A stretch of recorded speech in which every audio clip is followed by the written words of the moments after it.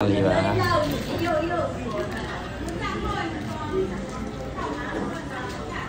ဒီဆိုင်ကိုလာရင်အစင်လက်စားရမှာပါအစင်လက်မကြည့်လားကျွန်တော်တို့အစင်လက်ခုတ်ပြမယ်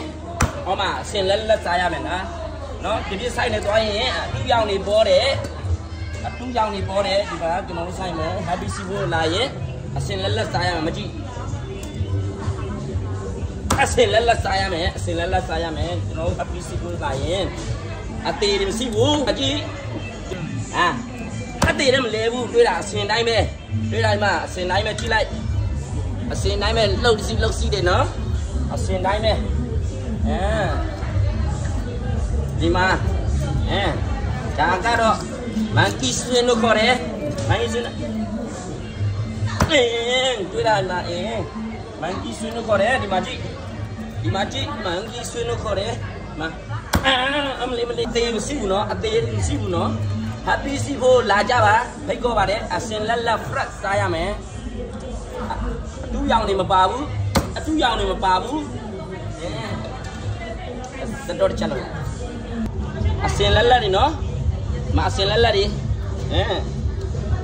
ဒါ Happy Seafood ပတောင်ဆိုင်နော်အစင်လက်လေးစားရမယ်နော်Happy Seafood လာအခုဆိုရင်ကန်ခေါက်လို့ပြီးစီအိုးကရောက်ပြီလားဟုတ်မယ်အားတယ်ဟာမကြည့်အစင်လက်နော်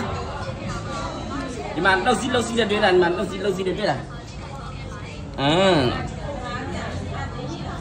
စီယိုမီတင်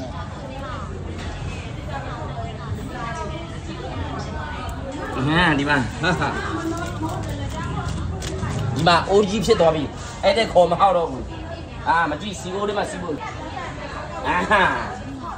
မှာတွေ့တာဒီမှာကြော်ထဲဒီမှာရမ်းမိုက်တယ်နော်ဒီမှာလာပြီโอเคပြီးပြီ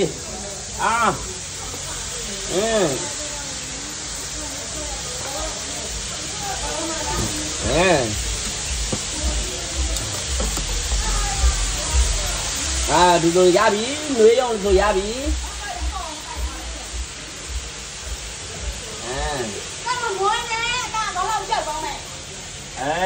မကြHappy Seafood နော်အစင်လက်စားရမယ်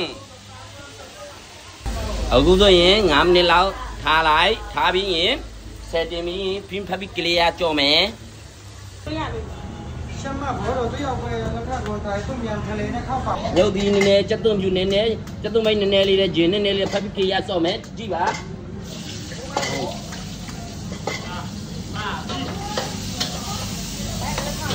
အခုဖပ်ပြီးကလေးရနည်းနည်းကြော်မယ်ဒီမှာဖပ်ပြီးကလေးရစီနည်းနည်းလေးတဲ့အကြတာကတော့အချုံမုံနည်းနည်းတရားနည်းနည်းလွတ်တီအသားမုတ်လေးနည်းနည်းလေးထည့်ရမယ်နော်အသားမုတ်များလို့ချင်းနေငံသွားမယ်နော်ဒါဆိုရင်အချိုနည်းနည်းလေးထည့်မယ်တရားโอเคမမွေးမယ်โอเคလောမွေးသွားလို့ချင်းမကန်ရပြီဆိုရင်အခုဆိုရင်ကန်ဆယ်လာတဲ့ဟာကိုဒီမှာထည့်မယ်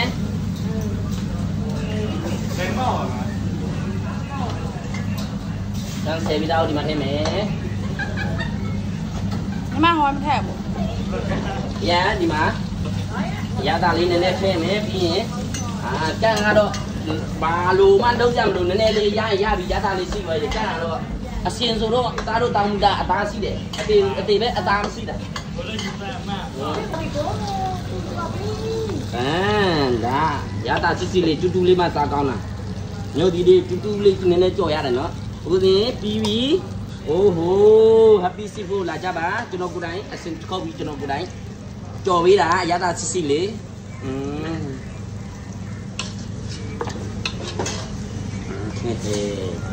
โอเคဒီအောင်ရိုက်နည်းနည်းနော်